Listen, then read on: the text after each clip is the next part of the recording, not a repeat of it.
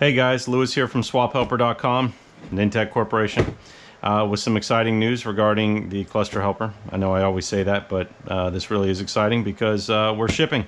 9901 cluster helpers are in stock. Regular ordering is open on the website, and pre-orders have been fulfilled. So again, this will allow you to run an unmodified 2008 to 2016 unmodified cluster in your 9901 Super Duty or Excursion. So I'd like to show you guys a quick unboxing, what you're going to receive. We'll go through a couple of things, how to attach it to the two different clusters, and then I've got some footage from in the Excursion with some of the stuff we developed, like the Windows app that will allow you to connect via the USB port and all that kind of good stuff. So without further ado, let's open this box and take a look at what we got. So the first thing you're going to receive on top here is going to be the instructions, a copy of which is available on our website. We also have some videos in the cluster helper instruction section I recorded when I built my wiring harness. This goes over everything as far as the wiring and what you should do and what you shouldn't do. So what we've got here is the cluster helper itself and its harness and its labels, and so we'll get to that in a second. Also included is going to be the accessory bag. So this has the cable that connects from the cluster to the cluster helper, the USB cable, which you can leave in the truck, the transmission temperature sensor, and then some T-taps to connect to the wires that you need to connect to on the other side of the firewall, and that will allow you to disconnect them if you ever had to remove the harness. And then the last thing that's going to be in the box is going to be the shrink wraps. We include 50. These are marine grade. Now you only need 40, but we include an extra 10 just in case you need them. And like I said, these are marine grade with adhesive, and so they will, when you heat them up, the adhesive will come out and create a great seal. So let's go ahead and open up the cluster helper bag, and these are the tools that you're going to need depending on which cluster you're running. So I've got a Torx T15. I have an Allen set up here. It's not labeled, but it's going to be metric. Phillips screwdriver, pair of scissors, and a pair of pliers. So let's go ahead and open the bag.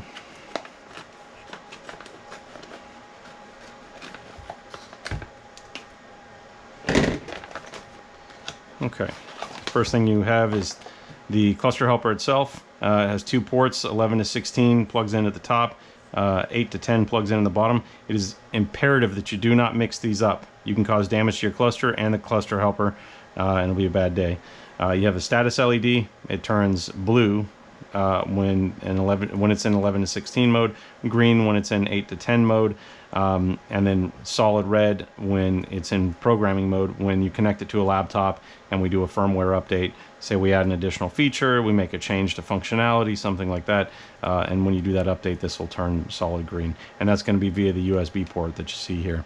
And we include the cable in the accessory bag so that you can connect that. This is the main connector, which is going to connect to this harness, which has enough wiring to reach everything in the truck, and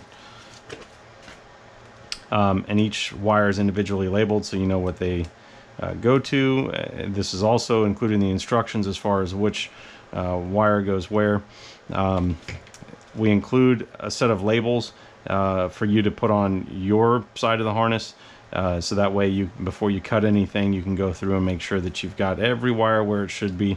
And as stated in the instructions, this is a big swap. You want to pull the harness out and make sure you do it in a nice, well-lit area where you can see everything that you're doing. And you have a much better chance for success. And you know, trying to solder wires in the truck, can it be done? Sure, but you're just going to end up with a much cleaner install if you do this outside the truck. So that's what these are for. Here on the cluster helper, you've got your mounting points actually attached to the clusters, so we'll go through that real quick. But before we do that, I can open up this bag. I'll show you what everything we got in here. So I'm just going to pour this out.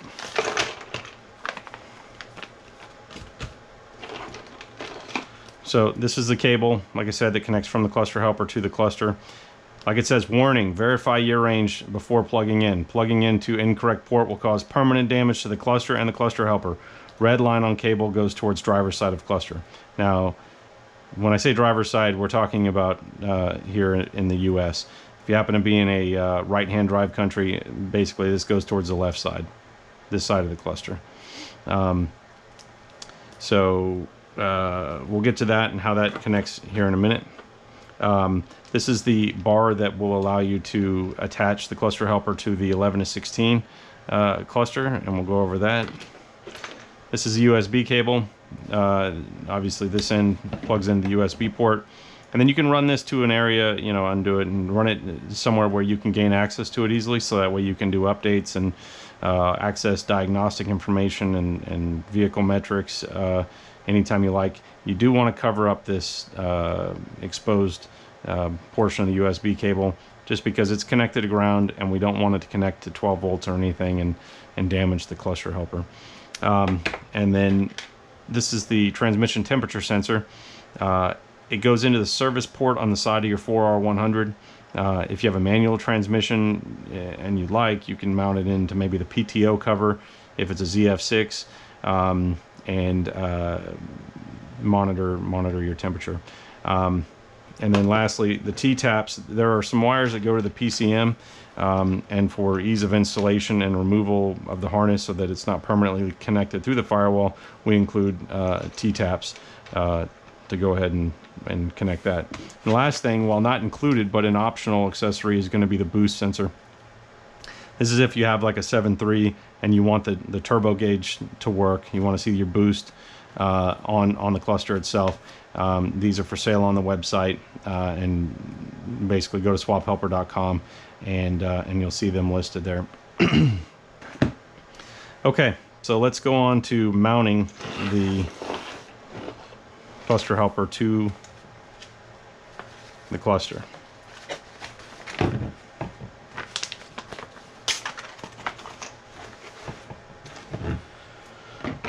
Okay, so the first thing we'll do is do the 8 to 10. Now it mounts to these two screws. I've already got them loosened up here, so this won't take as long. So what you'll do is remove these two. These are the T15 Torx.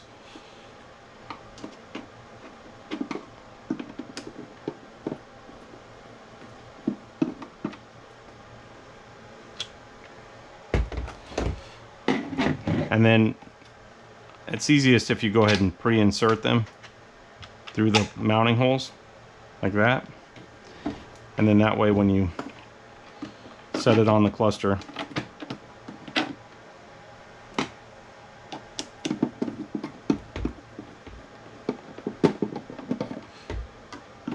it'll line right up and go right in. Now, one thing that's important is that you do not want to over torque these. They don't need to be super torqued down. I recommend you do everything with hand tools. You don't need an impact or a electric screw gun or anything. And I mean, it's on there. It's not going anywhere. So at this point, you would connect your cable from here to this point. So let me grab a cable and we're going to do that.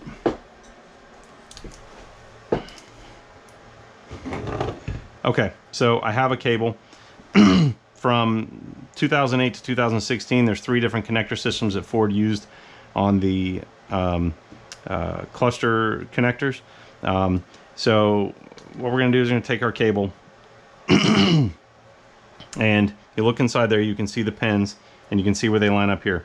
You've got a red stripe, and that's going to go towards the left side or the driver's side of the column.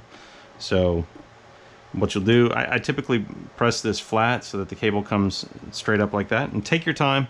You're only going to do this once, so just make sure you're comfortable with what you're doing. So you're gonna, some of them are tighter than others depending on which connector system it is, but basically you'll get it until you feel it start to go in the pins, and then you'll just push it down until it's recessed a little bit, and you can see about about where that is. Okay. And then this is where you need to be very careful. This is a 2008 to 2010. So we're going to plug it into the 8 to 10 cluster port. Okay. And that's it. So this is now mounted and ready to go in the truck. One piece of advice I will give you is that now with this on top, the cluster doesn't fit as easily in and out with the steering wheel and the shifter and everything in the way. You can barely get them in and out without it on there. In this case, it's easiest if you pop your steering wheel off, or if you install this before you put your column in, either one. You know, I typically turn the ignition, put in the accessory, pull the shift lever down, you know, and then try to go in and it'll fit in there. So now I'm going to take this off and we're going to do the 11 to 16. So give me a second, let me pop that off and then we'll get back to it. Okay, we're back with the cluster helper. I removed it from the 8 to 10 cluster and now we're going to attach it to the 11 to 16 cluster. And the way we're going to do that is with the included mounting bar that will allow you to mount the cluster helper to the 11 to 16 style. So you're going to go ahead and remove the 2 nuts and screws.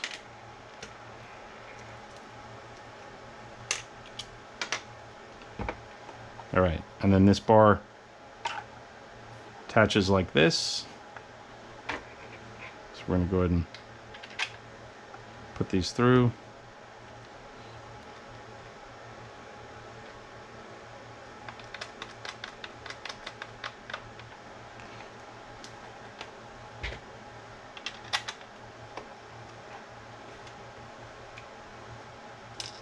Oops.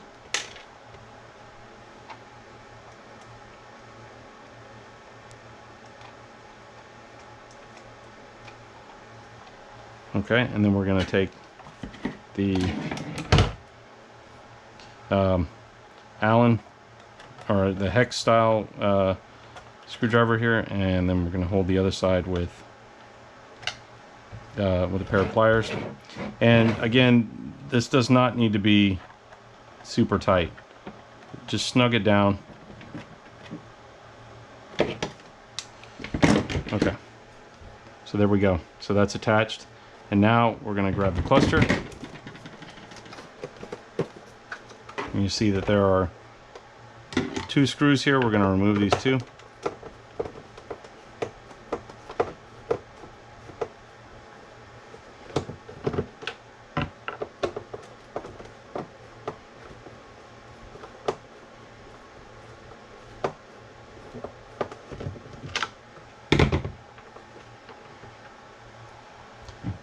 Okay.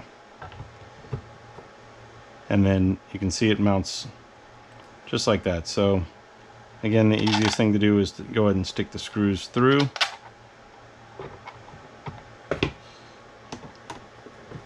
Set it on there and start to tighten them down.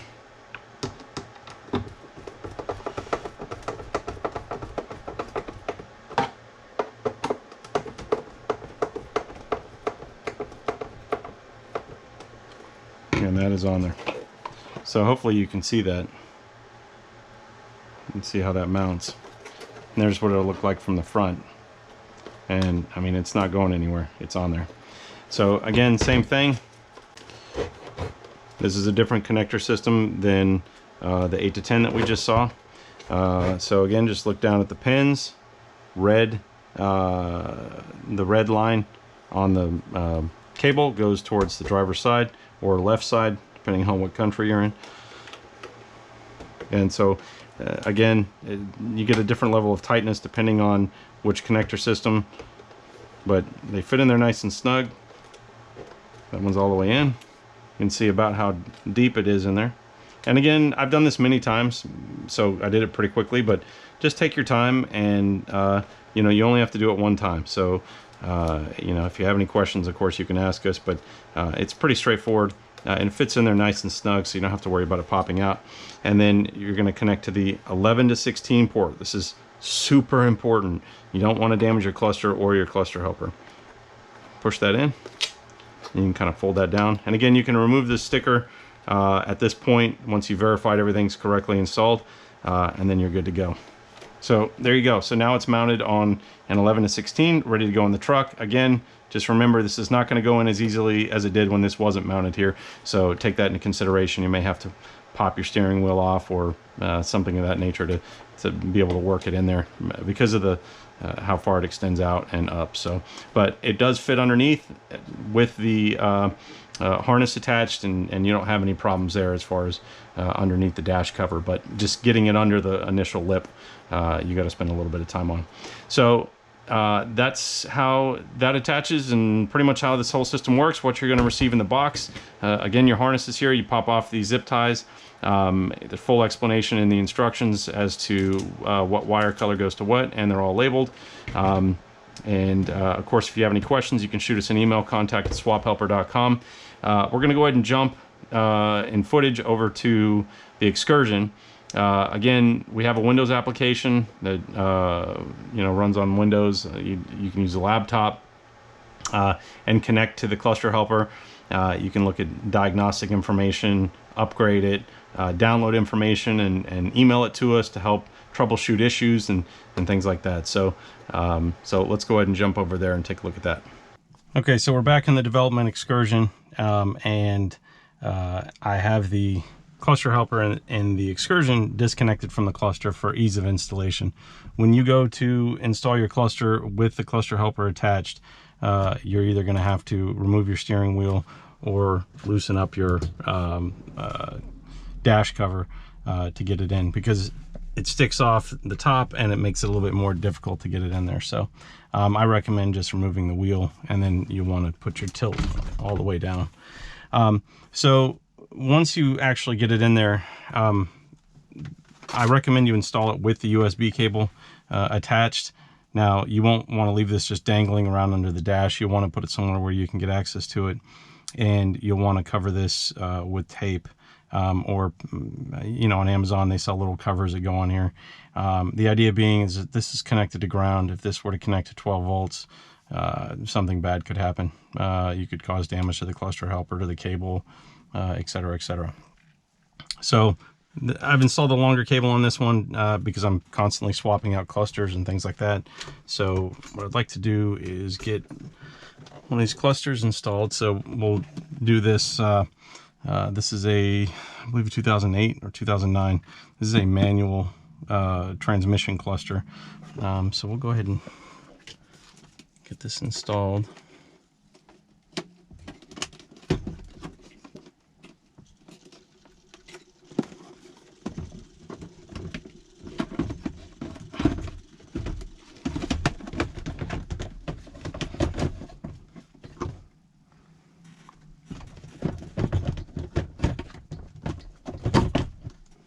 Okay. Put the tilt back up so hopefully you guys can see that.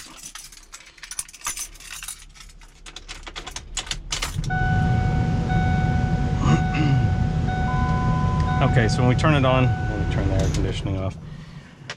So when we turn it on, you saw that it had a trailer brake module fault. So we're going to show you how you can handle some of this stuff with the software that we provide. So with the ignition on, and before you open the software, you want to plug in the USB port. Okay.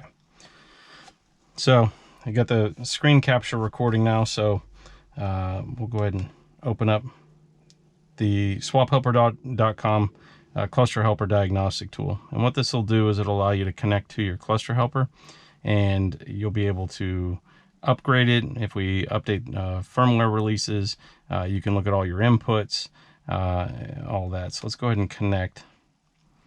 Okay, so you can see right off the bat, just as you can see on the cluster, airbag light is on. Obviously I don't have airbags in.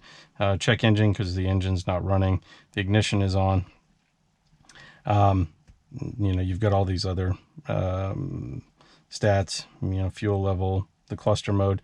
So you obviously want to make sure you're in 8 to 10 mode if you're running an 8 to 10 cluster.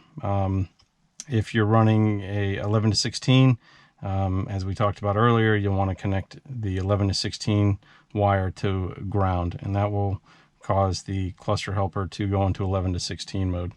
You can see here the serial number is built in, so that way, you know, we can take a look at, you know, where the cluster helper came from as far as what production run. You know, we know what software it's running, things of that nature. So so you saw the trailer brake controller issue when it popped up. So let's go ahead and toggle the TBC. Trailer brake controller toggled successfully. Now we'll shut the ignition off, turn it back on, and voila. So no more TBC error on the cluster.